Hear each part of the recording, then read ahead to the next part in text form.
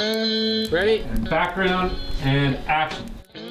The script came in, I read it, and I think my first initial reaction was like, this is a really fun movie and it's really well written and has great characters, but how am I gonna make this? What are you thinking? The old Punch and Judy. I think everyone really responded to how fresh and original it was. So Kelly, eventually I felt secure enough. She got me on board that she was gonna bring us through this, and we cracked it. We found a way in, so. Yep. Is that a good answer, Kelly? That was brilliant.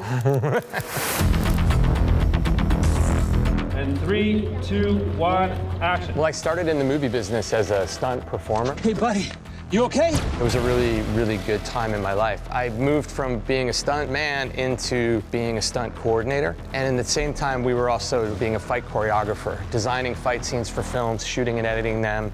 And that's really where I began getting the bug to direct. Boom, wrap. Get it, don't even look. You sure you don't want to talk this out? Not particularly, no. Okay. Through fight choreography, you're telling a story, microcosm of a film, the beginning, middle, and end. You're defining character, you're working with narrative, and it just seemed like a natural extension to start to want to tell the whole story. 3, 2, 1, go. I, of course, knew who David Leitch was before coming to this. I'm a big fan of him. What an amazing transition going from a stunt choreographer and a stunt coordinator to then, like, one of the coolest action directors ever. Just do these things. There's no notes in it. Working with David's been a real joy. He's one of those directors who's one of the calmest people on set. He has a very naturally calm approach to things, and that's why he's a great filmmaker. And David Leitch has stunt doubled for the big boy, Brad Pitt.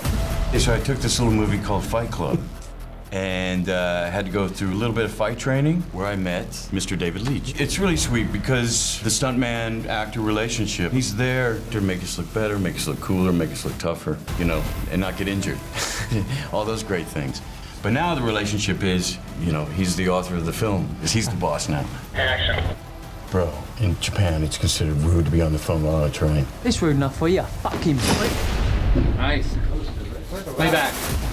On this one, it's extra special, and it always is when I'm working with David Leitch, who is also my husband.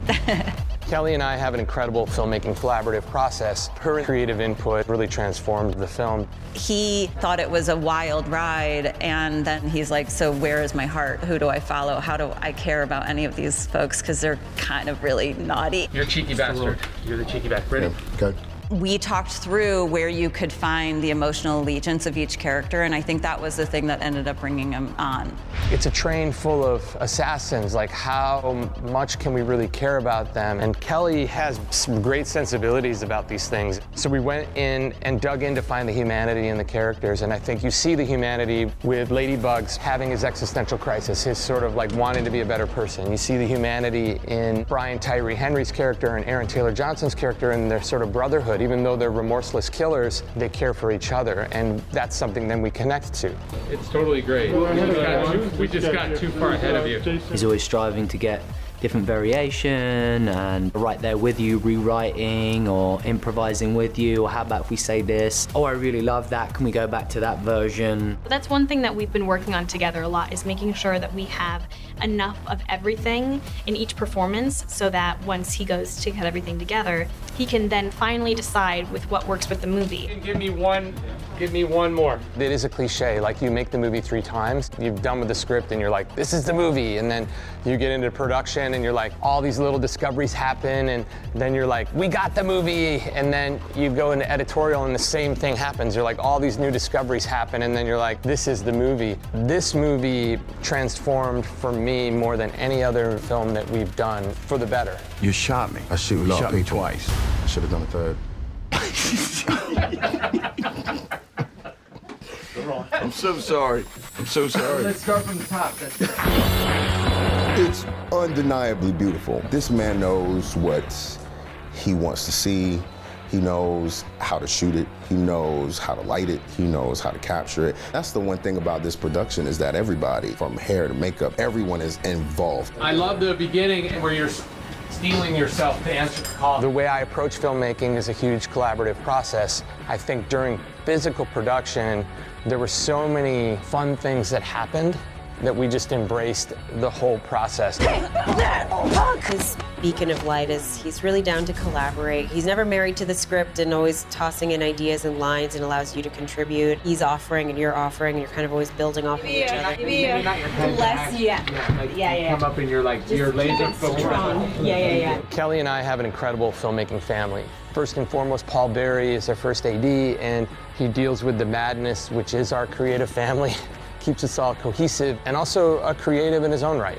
Jonathan Sella, who's a cinematographer on every film that I've directed. We are really close collaborators. Our discussions in pre-production really inform how we move out into our vision, and I love working with him. David Leitch has a reputation of making movies that are fun, that are loud, that are bloody, that are fast. You sign up for this ride, you know? It's like the title is gonna give you nonstop fast-paced action and fun the whole time.